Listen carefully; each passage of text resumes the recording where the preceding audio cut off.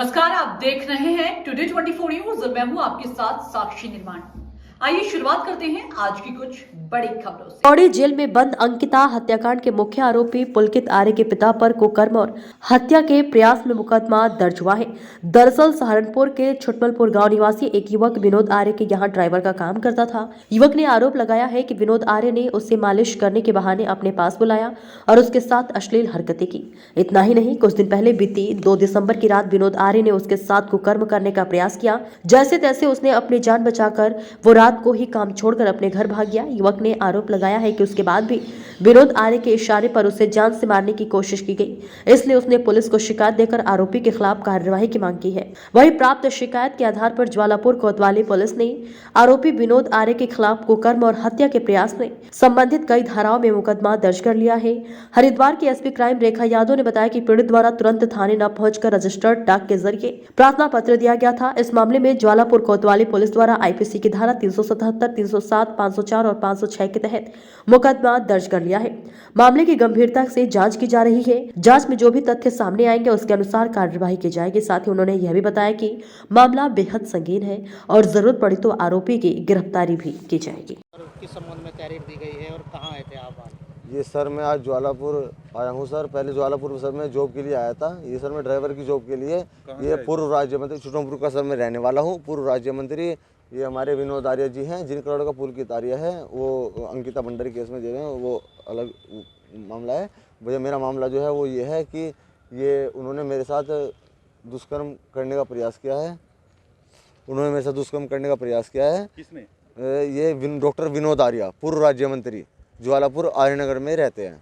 उन्होंने मेरे साथ दुष्कर्म करने का प्रयास किया है भैया, मसाज के बहाने। पहले उन्होंने मुझे मसाज करने के लिए बोला। मैंने बुजुर्ग आदमी समझकर उनके पैर दबा दिए। मैंने सोचा बुजुर्ग आदमी पैर दबाए तो कोई दिक्कत नहीं है, तो सर मैंने उनके पैर दबाए। एक दिन उन्होंने पैर दबाए, दूसरे दिन बोलने लगे कि थोड़ा पीठ पे ऊपर हाथ कर। मतलब सर वो पूरी बात मैं उस तरीके से तो नहीं बता सकता को, जिस तरीके से वो है।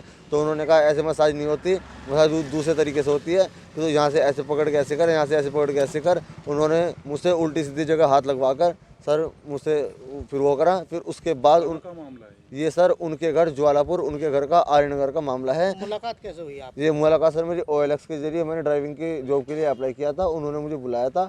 उन्होंने मुझे बुला के बोला आप सही है। मुझे उन पर शुरू में थोड़ा शक हो, मैंने फिजिकली वगैरह सब ठीक हो। मैंने कहा हाँ जी सर मैं सही हूँ, कोई दिक्कत नहीं। उन्होंने जॉब के लिए रखा। 2 दिन उन्होंने मुझे सही रखा। तीसरे दिन उन्होंने मुझे ये कि आपको मेरी मसाज भी करनी पड़ेगी। मुझे सर बुजुर्ग आदमी, हाँ वो तीसरे दिन से शुरू हुआ कि दिन क्या था? तारीख कौन सी तारीख से? तारीख से मैं सर उनके पास गया हूँ सर। मैं जॉब के लिए 12 तारीख को गया हूँ सर मैं उनके पास। तो हाँ 12 को सही रहा, 13 को सही रहा, 14 को सही रहा सर। 12 नवंबर पिछले महीने के 12 को सर। पिछले महीने 12। हाँ पुलिस को तहरीर दी होगी, पुलिस का क्या कहना है? सर पुलिस को तहरीर दिया सर। पुलिस सर हमने सीधा वकील साहब को तहरीर, हमने वकील साहब द्वारा कोर्ट जो उन्होंने क्या हुआ, मैं उनके घर पे गया। मैंने कहा सर आपने ये मेरे साथ सही नहीं किया, ऐसे ऐसे। उसके बाद वो हुआ। उसके बाद तहरीर कहाँ पे दिया? हाँ ये हमारे ये वकील साहब है। वकील साहब ने बोल रहे हैं कि अभी तहरीर जो है यहाँ सीधा कोर्ट में दी है हमने। कोर्ट में? सीधा कोर्ट में, हाँ इस वाली कोर्ट में दी है। उसके बाद CGM कोर्ट में ये हमारी एक्सेप्ट ली। मैं अब पूरी बात बता रहा हूँ भैया, मेरी सुन लीजिए पूरी बात। उसके बाद क्या होता है, वो मुझे यहाँ पे ऐसा करके उन्होंने मेरे साथ प्रयास किया, घर पे नहीं कर पाई। तभी उनकी वाइफ आ गई रात को 10 बजे। वो मेरे साथ मामला और कौन पूर्व मंत्री का? हाँ, एक व्यक्ति द्वारा शिकायत प्रकोष्ठ में एक रजिस्टर्ड डाक द्वारा एक प्रार्थना पत्र प्रेषित किया गया था। जब वह थाने पहुंचा तो उसमें पढ़ने के बाद पता चला कि उसमें संगीन धाराएं बन रही है और उन धाराओं के परिप्रेक्ष्य में अभियोग पंजीकृत कर लिया गया है। चूंकि प्रार्थना पत्र ज्वालापुर से रिलेटेड था और यह आर्यनगर स्थित स्वदेशी भवन के ऑनर के खिलाफ था और उसमें संगीन धाराएं थी जैसे कि 377, 307, 504, 506 IPC अंतर्गत मुकदमा पंजीकृत कर लिया गया। विवेचना प्रचलित है। मैडम किस तरह के आरोप लगाए हैं और कब की ये घटना है? मतलब कब? घटना लगभग 2 दिसंबर के आसपास की बताई जा रही है। वादी द्वारा तुरंत थाने पहुंचकर तहरीर न देकर द्वारा डाक प्रार्थना पत्र दिया गया था। उसी के परिप्रेक्ष्य में मुकदमा पंजीकृत कर विवेचना प्रचलित है। अब क्या कार्रवाई की जा रही है? क्योंकि अभियोग अभी पंजीकृत किया गया है, साक्ष्य संकलन किया जा रहा है। मामले की गंभीरता को देखते हुए हर पहलू पर जांच की जा रही है और विधिक कार्रवाई अमल में लाई जाए। मैडम नाम क्या है? उनका गिरफ्तारी भी कब तक हो जाएगी? ये जांच के दौरान अगर जो वारदात हुई है उसकी पुष्टि होगी तो संबंधित धाराओं में अगर गिरफ्तारी बनेगी तो गिरफ्तारी की जाएगी। मैम क्या नाम है इनका, कौन है?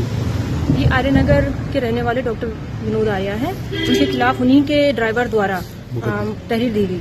ठीक।